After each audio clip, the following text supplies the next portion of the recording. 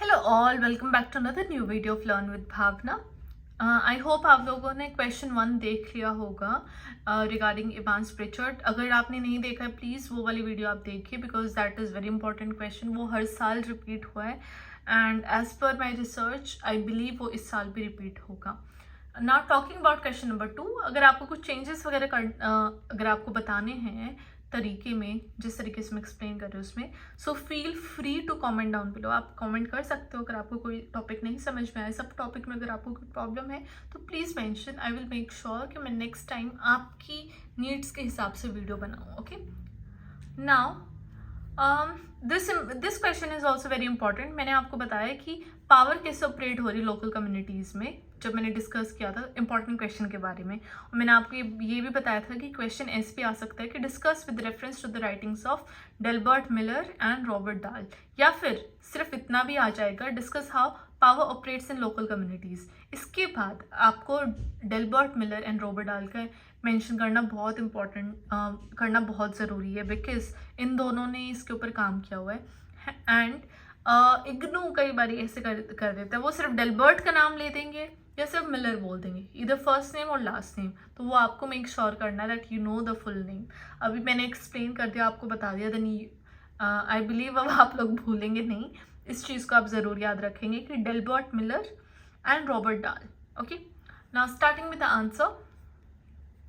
हमने हमेशा देखा कि जो पावर है वो हमेशा एक सेंट्रल कॉन्सेप्ट रहा है, चाहे वो कोई भी सब्जेक्ट हो, चाहे वो इकोनॉमिक्स हो, पॉलिटिक्स हो, कुछ भी हो, वहाँ पे पावर एक सेंट्रल कॉन्सेप्ट रहा है। और सोशियोलॉजी में it is one of the central concept जहाँ पे वो रिप्रेजेंट करता है ability to influence decisions and control resources. Right, power क्या है? अगर किसी के पास पावर है तो वो किसी का भी डिसीजन चेंज कर सकता है या अपने अकॉर्डिंग डिसीजन करवा सकता है, और कैसे रिसोर्सेज बंटने हैं, चीज़ें कैसे किस में डिस्ट्रीब्यूट करनी है, वो भी पावर के थ्रू होता है। Okay, now this is introduction. मैंने आपको उस वाले कुछ, मैं इसलिए बोल रही हूँ आपको कि आप वो फर्स्ट क्वेश्चन देखें बिकॉज उसमें मैंने इतनी सारी आपको टिप्स ऑलरेडी बता दी हैं कि आपको आप जितने भी आगे वाले आंसर्स देखेंगे ना, आपके लिए अंडरस्टैंड करना एग्जाम पर्सपेक्टिव से बहुत इजी हो जाएगा। राइट, ना this first paragraph is introduction. आपको मेंशन करने की जरूरत नहीं है इंट्रोडक्शन बिकॉज वो एक एग्जामिनर को अंडरस्टूड होता है कि first paragraph is always introduction. अगर आपको मेंशन करना है तो आप यहाँ पे आंसर से पहले you can give a heading introduction. Right, चलो मैं आपको करके दिखा देती हूँ। आप ऐसे इंट्रोडक्शन दो, राइट, और आप इसको अंडरलाइन भी कर दो। आप इसको अंडरलाइन कर दो और इस तरीके से आप अपना आंसर स्टार्ट करो, तो एक वो स्ट्रक्चर मिल जाता है आपके आंसर को। ठीक है, नाउ जो पावर है वो लोकल कम्युनिटीज के अंदर कैसे, जो पावर डायनेमिक है वो गवर्नेंस, राइट, कौन क्या रूल बना रहा है, गवर्नमेंट का क्या काम होता है, कैसे क्या रूल्स बनाने हैं, रिसोर्सेज किसको मिलने हैं, और किस लोगों के बीच में कितना सोशल इंटरेक्शन होना है, उस सब चीज़ को डिसाइड करते हैं। जब डेलबर्ट मिलर और रॉबर्ट डाल ने ये अपनी राइटिंग्स लिखी तो उन्होंने सोशोलॉजिकल इंसाइट कैसे दी कि जो पावर ऑपरेट हो रहे इन सेटिंग्स में, राइट, लोकल कम्युनिटीज़ में, तो वो एलिटिज्म एंड प्लूरलिज्म के द्वारा देखे गए। Again these two are very important terms और आप इनको अंडरलाइन करें। ठीक है, आगे हम देखेंगे कि कैसे उन्होंने इसके बारे में बताया। Now when we talk about Delbert Miller, तो उन्होंने देखा elite model of community power. Elite कौन से होते हैं? जो वेरी इन्फ्लुएंशियल होते हैं हर तरीके से, इकोनॉमिकली वाइज बहुत स्ट्रांग होते हैं, जिनके पास पैसा है तो पॉलिटिकल वाइज भी उनका जो से है सोसाइटी में ज़्यादा बढ़ जाता है। राइट, ये तो आप अपनी डेली लाइफ में भी देखते होंगे।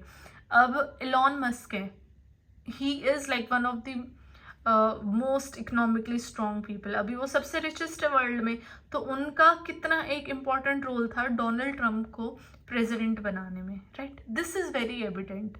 आप Indian, I want talk about Indian society, Indian government, otherwise you know बहुत सारे इशू हो सकते हैं। So that's I have taken Elon Musk example. आप अपनी सोसाइटी में भी देख सकते हैं सारे एग्जाम्पल्स, अपने विद इन कम्युनिटीज़ भी आप ये सारे एग्जाम्पल्स बहुत ईजिली देख सकते हो।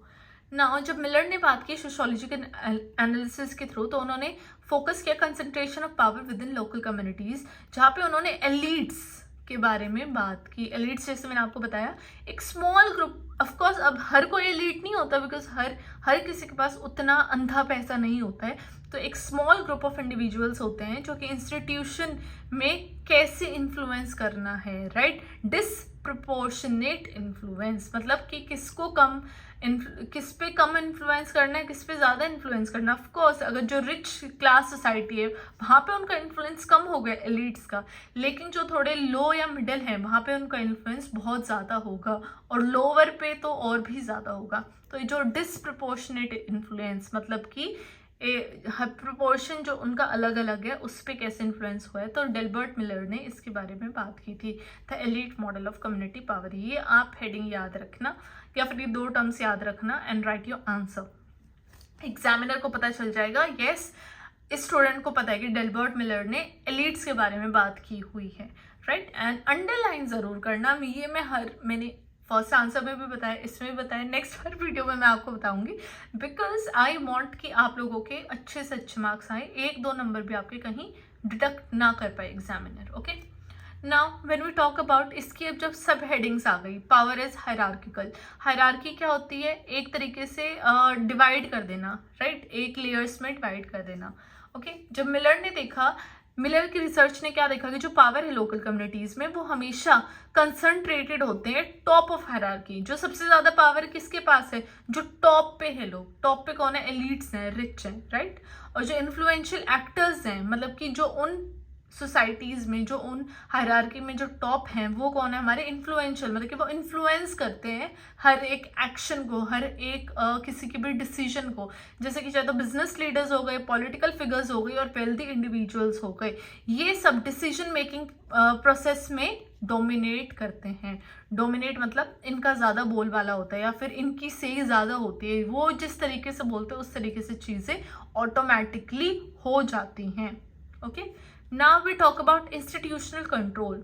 अब एलिट्स क्या करते हैं, वो जो अपना कंट्रोल है वो लोकल इंस्टीट्यूशंस के ऊपर बहुत अच्छे से बना लेते हैं। कैसे, जैसे कि स्कूल्स हैं, लोकल गवर्नमेंट है, बिजनेसेस हैं, ये हमारी कम्युनिटी की थिंकिंग को या कम्युनिटी कैसे सोच रही है, कैसे चल रही है, उस चीज़ों के ऊपर फोकस करते हैं। और जो एलिट्स हैं वो इनके ऊपर अपना कंट्रोल डालने की कोशिश करते हैं। तो ये इंस्टीट्यूशनल कंट्रोल यहाँ से आ जाता है। अभी जैसे आपको पता होगा काफ़ी सारे सिलेबस चेंज भी हो रहा है, काफ़ी सारे सिलेबस में काफ़ी सारे चेंजेस भी हो रहे हैं, तो ये क्या हो रहा है, ये इंस्टीट्यूशनल कंट्रोल हो रहा है। जब हम थिंकिंग, वे ऑफ थिंकिंग या फिर हमारी सोच के अंदर ही चेंजेस ला देते हैं, तो उससे बड़ा मुझे लगता है, उससे बड़ा कंट्रोल और उससे बड़ा इन्फ्लुएंस कोई किसी के ऊपर कर सकता है, right. Now talking about third point is exclusionary dynamics. तो मिलर ने हाईलाइट किया कि जो एलीट डोमिनेंस है वो लेस पावरफुल लोगों को कैसे मार्जिनलाइज कर देता है। मार्जिनलाइज मतलब कि बिल्कुल उनको हटा देना, उनको किसी भी चीज़ों की सुविधा ना प्रोवाइड करना। जैसे कि जो लो इनकम रेजिडेंट्स हैं उनकी एक्सेस डिसीजन मेकिंग प्रोसेस में बिल्कुल ही निल कर देना। ये मैंने आपको स्टार्टिंग में ये पॉइंट ऑलरेडी बता दिया था, और आप काफ़ी सारी चीज़ें सोसाइटी अपने अराउंड देख के भी रिलेट कर सकते हो ना। सोशियोलॉजिकल पर्सपेक्टिव के अकॉर्डिंग मिलर का जो वर्क है वो कॉन्फ्लिक्ट थ्योरी ट्रेडिशन में काफ़ी ज़्यादा अलाइन करता है, क्योंकि उन्होंने एम्फसाइज किया कि कैसे जो अनइक्वल डिस्ट्रीब्यूशन ऑफ पावर है वो कॉन्फ्लिक्ट ला देती है between dominant and subordinate groups. Okay, so this was Miller's work. Now talking about Robert Dahl's work, the pluralist model of power. तो रॉबर्ट डाल ने क्या बताया कि जो प्लूरलिस्ट पर्सपेक्टिव है, प्लूरलिज्म आपको तो पता ही है, जहाँ पे एक हाई नंबर ऑफ पीपल होते हैं वहाँ पे प्लूरलिज्म आ जाता है, राइट। वहाँ पे जो पावर है उनकी लोकल गवर्नमेंट्स ने, मतलब कि कौन गवर्न करेगा, कौन सोसाइटी को चलाएगा, उन्होंने चैलेंज किया एलीट मॉडल को, जहाँ पे उन्होंने आर्ग्यू किया कि जो पावर है वो मल्टीपल एक्टर्स एंड ग्रुप्स में डिवाइडेड है, डिस्पर्स्ड है। वो मतलब कि सिर्फ उन्होंने ये बोला कि जो मिलर का जो वर्क है, जो उन्होंने बोला कि सिर्फ एलीट के पास पावर है, बट रॉबर्ट ने बोला कि नहीं, ऐसा नहीं है, सिर्फ एलीट के पास पावर नहीं है, लेकिन मल्टीपल लोगों के पास और डिफरेंट ग्रुप्स के पास पावर डिवाइडेड है। तो उन्होंने फर्स्ट पॉइंट जैसा हमने देख लिया, power is dispersed, power as dispersed मतलब कि वो बटी हुई है। डाल ने ये बोला कि जो उनकी जो रिसर्च वर्क था न्यू हेवन में, तो उन्होंने डिमॉन्स्ट्रेट किया कि no single group dominate decision making. एक सिंगल ग्रुप मतलब कि एलीट ग्रुप के पास डिसीजन मेकिंग की पावर नहीं है। Instead power different competing interesting group के पास है, जैसे कि सिविक ऑर्गेनाइजेशंस हो गई, बिजनेस एसोसिएशंस हो गई, लोकल पॉलिटिशियंस हो गई। Not just elite group, but power एक तरीके से डिफरेंट ग्रुप्स में बटी हुई हैं, चाहे वो पॉलिटिशियन है, सिविक ऑर्गेनाइजेशन है या फिर बिजनेस एसोसिएशन है। This is Robert dals point of view. अब आप देख रहे हो ना कि दो डिफरेंट पॉइंट ऑफ व्यू मिल रहे होंगे, आपको भी लग रहा होगा अच्छा ऐसा होता है ऐसा होता है। तो यही सोशियोलॉजी में चलता है, राइट? जो अपने डेली लाइफ की जो हमारी थिंकिंग है ना, किसी के साथ मैच कर जाती है, किसी से कॉन्फ्लिक्ट हो जाते हैं। Sociology is all about that. Now talking about second point, that is issue based influence. तो उन्होंने बताया कि जो डिफरेंट ग्रुप्स हैं वो इन्फ्लुएंस करते हैं कि उनके पास इशू क्या है, राइट? एग्जाम्पल, एजुकेशन के ऊपर इशू है तो उस पर इन्फ्लुएंस कैसे होना। हाउसिंग का इशू है, अब एजुकेशन के इशू में सिविक ऑर्गेनाइजेशन कुछ बोलेगी, बिजनेस एसोसिएशन वाले कुछ बोलेंगे, पॉलिटिशियन कुछ बोलेंगे, और जो एजुकेशन फील्ड में जो लोग हैं वो कुछ बोलेंगे, राइट? तो इस तरीके से जो डिफरेंट ग्रुप्स हैं उनकी जो इशू क्या है उनके हैंड पे, उनके ऊपर इन्फ्लुएंस करती है उनकी पावर। इधर दैट इज एजुकेशन, हाउसिंग और इंफ्रास्ट्रक्चर। अब जो ये फ्लूइडिटी है, फ्लूइडिटी मतलब कि ये जो एक तरीके से कहीं पे भी ठहराव नहीं है पावर का, पावर हमेशा चेंज होती रहती है। ये अपॉर्चुनिटी क्रिएट्स करता है फॉर ब्रॉडर पार्टिसिपेशन। अगर सिर्फ एलीट के पास पावर है तो सोसाइटी तो चुप हो जाएगी, सिर्फ एलीट ही बोलेंगे, बाकी सोसाइटी सुनेगी। व्हाट आर द डिसीजंस, वो तो वेट करते रहेंगे कि कब डिसीजन आएगा। बट यहाँ पे हमें पता चल रहा है कि ढाल क्या बोल रहे हैं कि ब्रॉडर पार्टिसिपेशन हो रहा है, बिकॉज पावर इज फ्लूइड। कभी किसी के पास पावर है तो कभी किसी के पास पावर है। Now third point is democratic engagement. ढाल ने एम्फेसाइज किया कि जो लोकल डेमोक्रेसी है वो कैसे पार्टिसिपेशन एनेबल करती है वेरियस ग्रुप्स के अंदर, जहाँ पे कि लोकल पावर स्ट्रक्चर्स क्या है, पब्लिक डिमांड्स के अकॉर्डिंग चल सके। जो पब्लिक डिमांड आ रही हैं उनके अकॉर्डिंग जो लोकल पावर स्ट्रक्चर है वो अपने जो पावर है उस तरीके से उसको शेप दे देते हैं। और जो डाल का जो वर्क है ये फंक्शनल अप्रोच इन्होंने शो की, जहाँ पे पावर स्ट्रक्चर कम्युनिटीज को सर्व करता है ताकि एक कॉम्पिटिटिंग इंटरेस्ट बना सके और एक सोशल ऑर्डर मेंटेन रहे सोसाइटी में। जहाँ पे जो मिलर का वर्क था वो कॉन्फ्लिक्ट थ्योरी के ऊपर बेस्ड था। ओके, अब आपको दिख रहा होगा यहाँ पर टू डिफरेंट थ्योरीज हमने देख ली। Miller is based on conflict theory and Dahl is based on functional approach. Functional sees more positive sides. Now talking about sociological implications for local communities. यहाँ पे फर्स्ट पॉइंट आ जाता है conflict and competition. Miller के elite model में ये देखा गया कि जो लोकल पावर स्ट्रक्चर्स हैं वो ऑफन रिफ्लेक्ट करते हैं इनहेरेंट इनक्वालिटीज। मतलब कि इनहेरेंट मतलब कि अब जो एलीट्स हैं वहाँ पे जो पैदा हो रहे हैं वो इनहेरेंट वो क्लास, सोशल क्लास लेके पैदा हो रहे हैं, राइट? यहाँ पे एक वो क्लास का फंडा आ जाता है, तो इनहेरेंट इनइक्वालिटीज पैदा होते ही वो इनइक्वालिटीज आ गई हैं, राइट? और जिससे कि conflict between dominant and marginalize group हमें देखने को मिला। बल्कि जो डाल का जो प्लूरलिस्ट पर्सपेक्टिव था उन्होंने एम्फसाइज किया competition between groups, different groups के बीच में कंपटीशन है ताकि वो कॉन्फ्लिक्ट को एक नेचुरल और प्रोडक्टिव फीचर देखे कम्युनिटी लाइफ का। नेचुरल एंड प्रोडक्टिव फीचर कैसे? क्योंकि ढाल ने क्या बोला कि जो पावर है वो लिक्विड है, it is in form of liquidity, right? वो कभी किसी के पास है किसी के पास है, तो वो जो पावर का जो मिसयूज यहाँ पे देखने को मिला और गुड यूज या पॉजिटिव यूज यहाँ पे देखने को मिला। Okay, now second point is inequality and access to power. अब सोशियोलॉजिस्ट ने एक्नॉलेज किया कि जो ढाल का प्लूरलिज्म है वो डेमोक्रेटिक व्यू दे रहा है। Disparities in resources, education and organisation, एक genuine participation for less privilege groups as Miller highlights. अब मिलर ने तो क्या बोला कि एक ही ग्रुप के पास पावर है, बाकी सब लोग क्या कर रहे हैं, सिर्फ उस पावर के जो डिसीजंस है उनको रिसीव कर रहे हैं। बट सोशियोलॉजिस्ट ने डाल का पर्सपेक्टिव ज्यादा एक्नॉलेज किया कि जो उनका व्यू है वो डेमोक्रेटिक है। डेमोक्रेटिक क्या होता है? सबके पास पावर है। We as citizens of India, हम एक कॉमन इंसान के पास पावर है अपना जो लीडर है उसको चूज करना है, राइट? तो वो डेमोक्रेटिक व्यू हो गया। तो इसमें जो डेमोक्रेटिक व्यू है पावर का वो देखने पड़ा हमें रिसोर्सेज में, एजुकेशन में और ऑर्गेनाइजेशन में, जहाँ पे जेन्युइन पार्टिसिपेशन हमने देखने को पड़ा डाल के पर्सपेक्टिव में। ना third point is dynamic nature of power. अब दोनों थियोरिस्ट ने ये अग्री किया कि पावर कम्युनिटीज के अंदर रिलेशनल होती है और शेप की जाती है social, economic and political factors में, राइट। ये तीन जो इंपॉर्टेंट हमारी टर्म्स है, sociological, economic and political factors, ये इन्फ्लुएंस करते हैं पावर को विद इन सोसाइटीज। हावेवर जब हम मिलर की बात करते हैं तो मिलर ने फोकस किया एंड्यूरिंग हायरार्कीज, राइट। और क्योंकि वो हायरार्की कैसे होती है, बाय बर्थ होती है वो, तो जो मिलर की केस में था। बल्कि ढाल ने क्या बात किया, उन्होंने एम्फेसिस किया potential for change and fluidity. वहां पे उन्होंने फ्लूइडिटी के बारे में बात किया, मिलर ने एंड्यूरिंग हायरार्कीज के बारे में बात किया। तो ये दो कुछ इंपॉर्टेंट टर्म्स है जो कि आपको याद रखनी है, अंडरलाइन भी करनी है अपने एग्जाम में। Now talking about the next part of the answer, that is bridging the theories a sociological synthesis. जब हम बात करते हैं सोशियोलॉजिकल अंडरस्टैंडिंग की पावर के केस में लोकल कम्युनिटीज में, जो कि बोथ मिलर एंड डाल के पर्सपेक्टिव थे, वो क्या थे, पावर एज कंटेक्चुअल कम्युनिटीज में जो एग्जिबिट करती हैं, जैसे एलीट डोमिनेंस हो गई, सब context, example economic development decision वहाँ पे, and pluralistic dynamics in others, example grass roots movement, जहाँ पे अब क्या कह रहे हैं कि कॉन्टेक्स्ट में क्या कॉन्टेक्स्ट चल रहा है उस हिसाब से भी कई बारी पावर जो है वो अपना रोल प्ले करती है। अब जैसे कि काफ़ी सारे इकोनॉमिक डेवलपमेंट डिसीजन है, वहाँ पे जो एलीट सोसाइटी है, ऑफकोर्स उनका कंट्रीब्यूशन ज़्यादा होगा तो डोमिनेंस भी उनकी ही होगी। और जैसे कि जो ग्रास रूट मूवमेंट्स, वहाँ पे एक मेजॉरिटी में लोग क्या बोल रहे हैं, वहाँ पे उस तरीके से पावर का प्ले होगा ना। Second is structural constraints.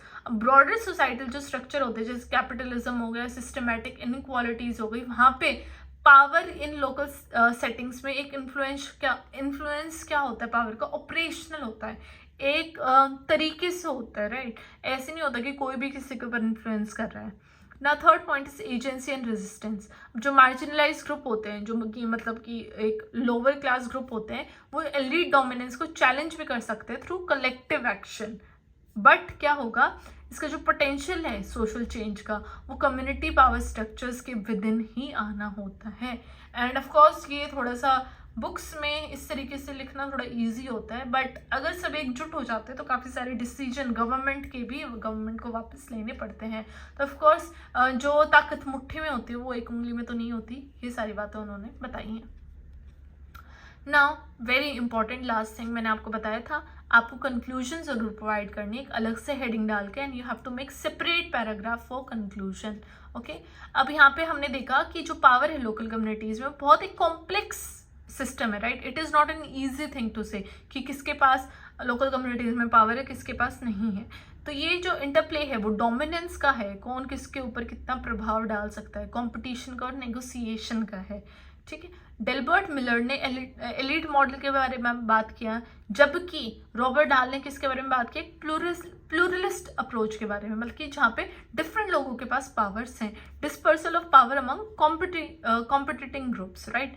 अब जब हम सोशियोलॉजिकल इन पर्सपेक्टिव को देखते हैं तो हम देखते हैं कि जो पावर डायनामिक्स हैं वो कैसे सोशल रिलेशन को शेप कर रहे हैं, गवर्नेंस कैसे बन रही है, इनइक्वालिटी कैसे आ रही है, जिससे कि हमें एक इम्पॉर्टेंट फ्रेमवर्क मिलता है हमारी कम्युनिटी को अंडरस्टैंड करने में, ऑर्गेनाइजेशन को अंडरस्टैंड करने में, और changes with in local communities कैसे आ रही है। जब हम power with in local communities understand कर रहे हैं इन डिफरेंट पर्सपेक्टिव, वहाँ पे हमें ये भी पता चल जाता है कि जो चेंज है विद इन कम्युनिटी ऑर्गेनाइजेशन वो कैसे निकल के आ रहे हैं। So this was Robert Dahl and Delbert Miller's work. I hope आप लोगों को ये क्वेश्चन ईजी लगा होगा, because I try to make sure कि मैं ईजी लैंग्वेज में इसको एक्सप्लेन कर सकूं। एंड जितने भी मैंने आपको इंपॉर्टेंट पॉइंट्स बोले, चाहे वो सेपरेट पैरा फॉर इंट्रोडक्शन या अंडरलाइनिंग हो, तो वो आप प्लीज़ मेक श्योर करना कि आप पेपर में उसी तरीके से लिखें, क्योंकि यही चीज़ें आपको एक्स्ट्रा मार्क्स फेच करती हैं। सो आई होप आप लोगों को ये वाला क्वेश्चन ईजी लगा हो। कहीं पे कुछ प्रॉब्लम आई, कुछ समझ में नहीं आया तो कमेंट करना, आई विल मेक श्योर कि मैं आपके सारे डाउट्स क्लियर करूँ।